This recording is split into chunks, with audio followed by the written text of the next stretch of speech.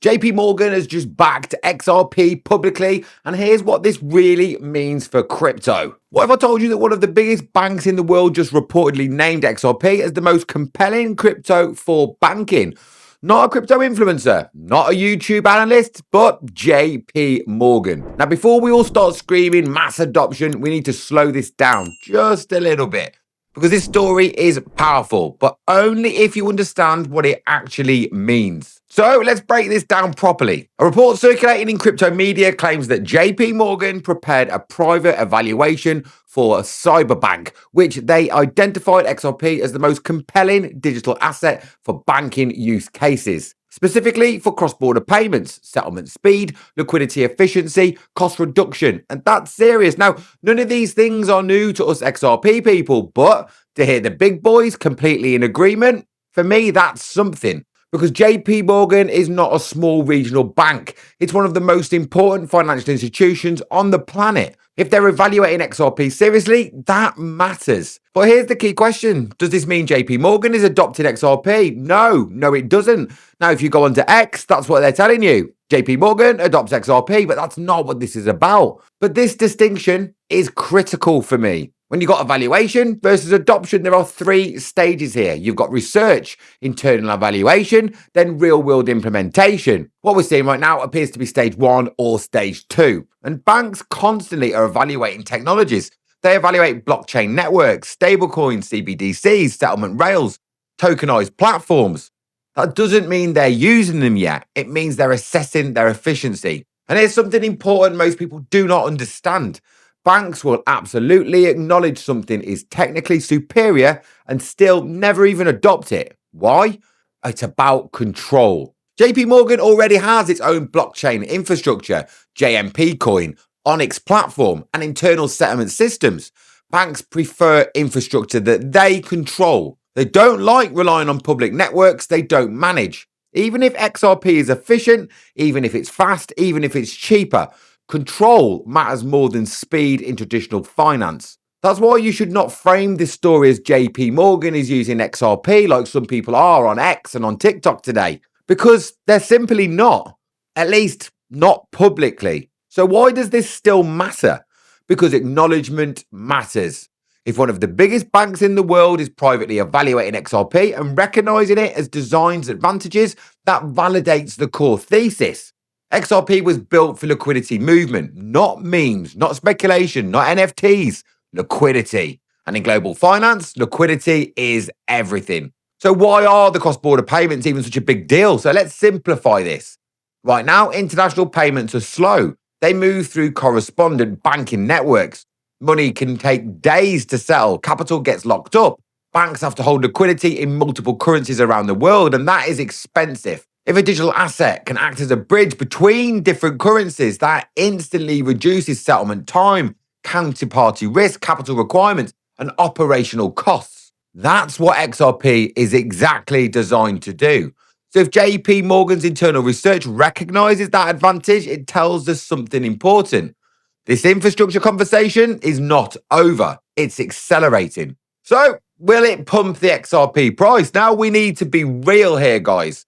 Short term, probably not in a sustainable way. Crypto prices move on liquidity, regulation, ETF flows, macro conditions, and risk appetite. A private report mentioned is a narrative fuel, but not structural demand. For XRP to move structurally higher, you would need confirmed institutional adoption, regulatory clarity in major markets, real transaction volume growth, and US banking access. Until then, this remains validation, not the ignition. So let's zoom out a little bit. We're seeing tokenization growth, traditional finance exploring blockchain, stablecoin regulation is advancing, and payment infrastructure is modernizing. This JPMorgan story fits into that pattern perfectly. It's not an isolated event either. It's part of a broader shift. The old financial plumbing is being reviewed and banks are testing new pipes. That's the phase we're in. Testing, not deployment. Crypto media loves the headlines. JPMorgan crowns XRP as banking go-to crypto. That sounds like adoption, but there's no official press release, no public endorsement, no implementation confirmation. If you present this responsibly, your credibility will go up, which is what I'm trying to do here. Instead, you can say this is interesting, but it's not adoption yet. And that, for me, is powerful because you're not selling hopium. You're explaining reality. So what does this mean for long-term holders? If XRP continues to appear in institutional research conversations, that builds legitimacy. And legitimacy matters when regulation arrives. Because when governments and banks finally decide what rails to use, they won't choose the loudest meme, the most hyped token, the most viral chart. They'll choose the most compliant, the most liquid, the most efficient, and the most battle-tested. And XRP has been battle-tested now for years. That doesn't guarantee success, but it does position it seriously. And for me, when you're picking which tokens to go into, it's about weighing up the probability of success or failure. Now, here's something controversial. Even if JPMorgan internally believes XRP is superior for certain functions, they may never publicly adopt it because they will want revenue from their own infrastructure. They want control over settlements. They want regulatory leverage. They don't want dependency, and banks compete with each other. Adopting a third-party digital asset shifts power away from them, and large institutions don't like losing power. So let's look at where we are. The fear and greed levels have been low, liquidity has been tight, macro uncertainty is high and everywhere. When uncertainty rises, institutions reduce risk. They don't increase exposure. So stories like this are important for long-term positioning, not short-term price action. And that's the problem with headlines like this. If I went to TikTok now and I said, JPMorgan says XRP is superior, the very first comments you would see is, price hasn't moved, price has gone down, price has gone sideways, because people's expectations are on the short term. They think like meme coins. This is not a meme coin. This is a utility token for the future. They need to expand and lengthen their expectation on time. Don't see a headline today, look at the chart and say it hasn't moved, must be bullshit. That's not how it works. You're thinking like a meme coin and you're trying to buy something that's not. The two things don't mix. Go down the meme coin world. Go and find yourself a meme coin where you can go and pick a funny picture or you can go and pick a funny phrase and go and throw $50 on it. Go and do that. But it is what it is. Before we go any further, this video is sponsored by Bitchinix. And if you're trading crypto, especially in the futures market with leverage, you need a platform with strong liquidity, tight spreads, fast execution, and risk management tools. Bitchinix is one of the exchanges many traders are using now, including the one that I use, and many people inside the Wolfpack.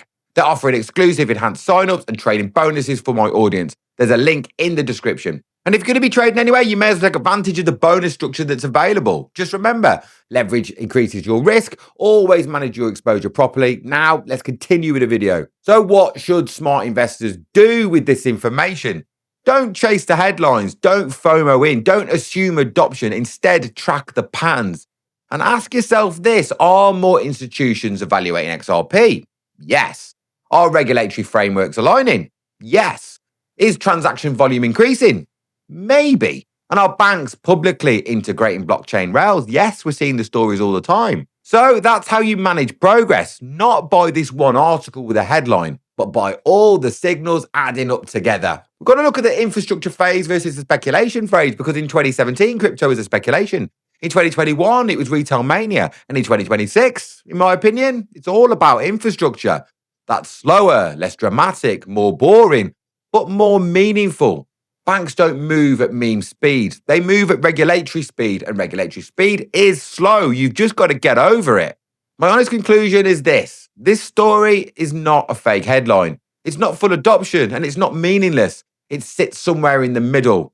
And it shows XRP is being taken seriously in institutional research circles. And that, for me, is progress. But progress does not equal price explosion. Not yet. So what would actually be huge? Here's what would change everything for me. A tier 1 US bank publicly using XRP for settlement. A regulatory green light on blocking US banking access.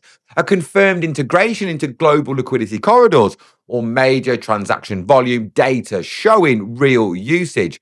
That's when the narrative will shift from interest in evaluation to structural adoption. And we're not there quite yet, but stories like this are a stepping stone in the right direction. And if you're holding XRP, this should make you cautiously optimistic.